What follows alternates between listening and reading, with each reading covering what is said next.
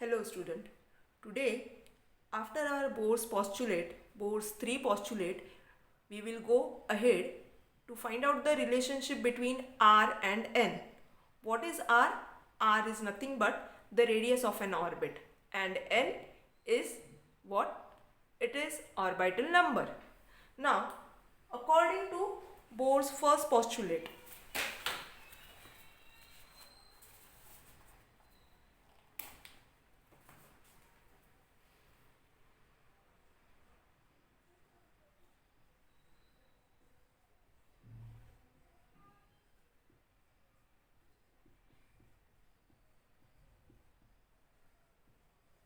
from Bohr's first postulate, we know centripetal force is equal to electrostatic force.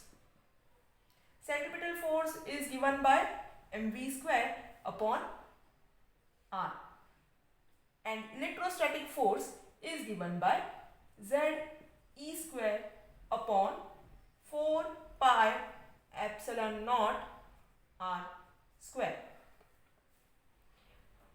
Since Bohr has talked only about the hydrogen atom, so we will write down Z as 1.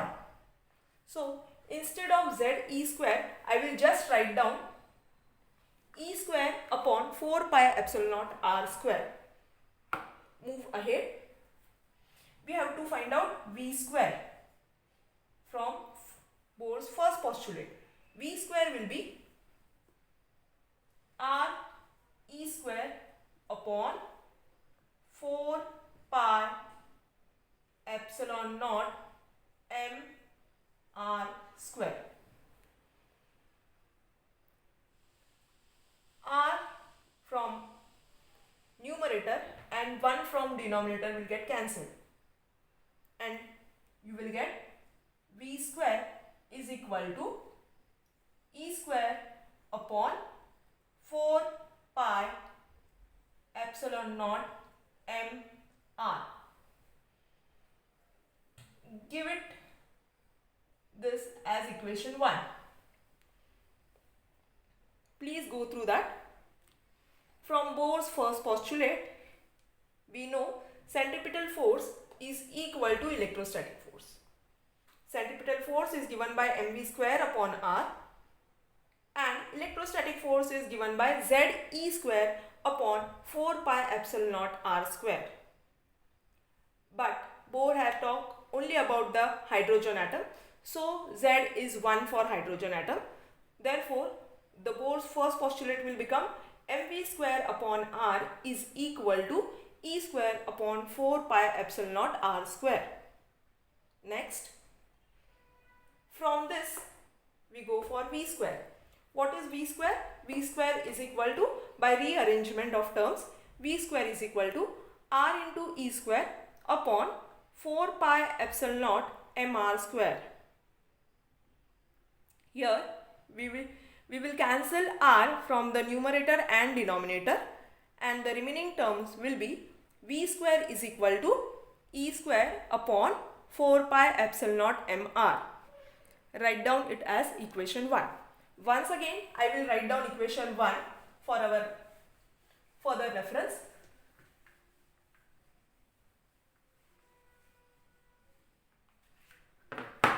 Equation 1 is given as V square is equal to E square upon 4 pi epsilon naught m r is our equation 1.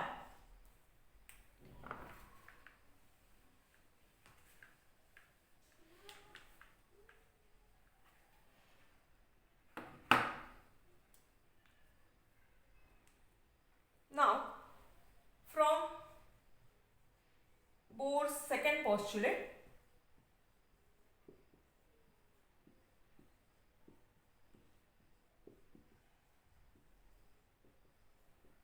we know mvr is equal to nh upon 2 pi is Bohr's second postulate. From this postulate, we will go for the value of V, which is equal to nh upon 2 pi m these terms. So you will get v square is equal to n square h square upon 4 pi square m square r square. Correct? What we have done? After Bohr's first postulate, we got the relationship as v square is equal to e square upon 4 pi epsilon naught mr. From Bohr's second postulate, that is mvr is equal to nh upon 2 pi, we got v square as n square h square 4 pi square m square r square. Give this as equation 2. Now, next step is just we have to equate equation 1 with equation 2 because both these equations are related with v square. So, equate equation 1 and 2.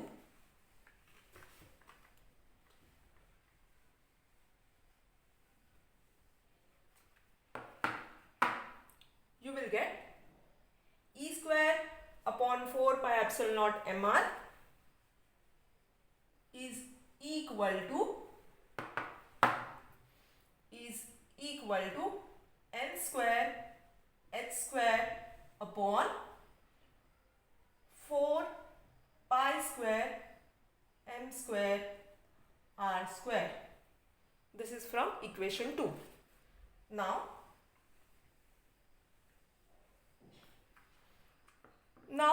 we have to find out the relationship between r and n.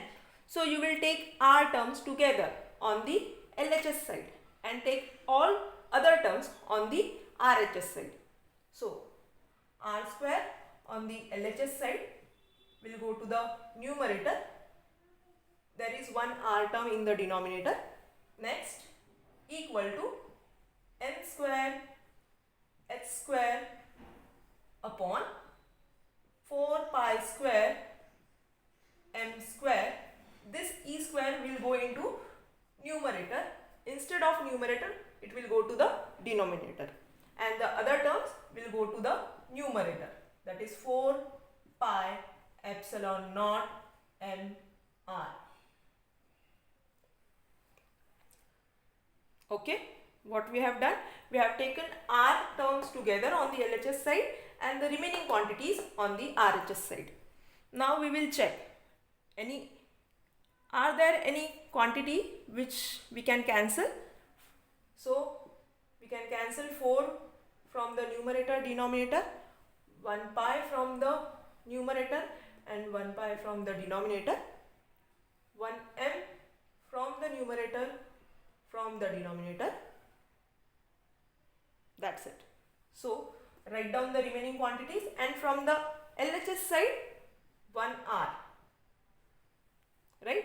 So on the LHS r is remaining, and on the RHS side n square h square epsilon naught r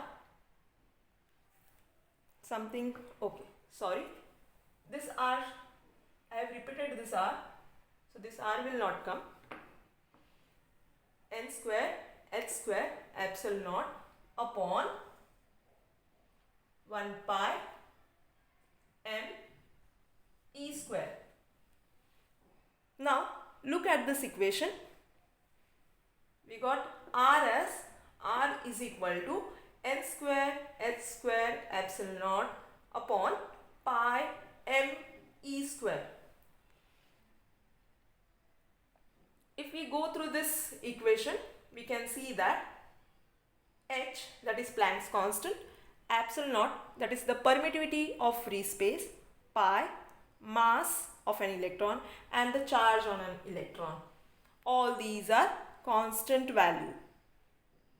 Only the variable is n. So we can write down r is directly proportional to n square, as all other quantities are constant. So r is directly proportional to n square, where r is radius of a given orbit and n is the orbital number. Thank you.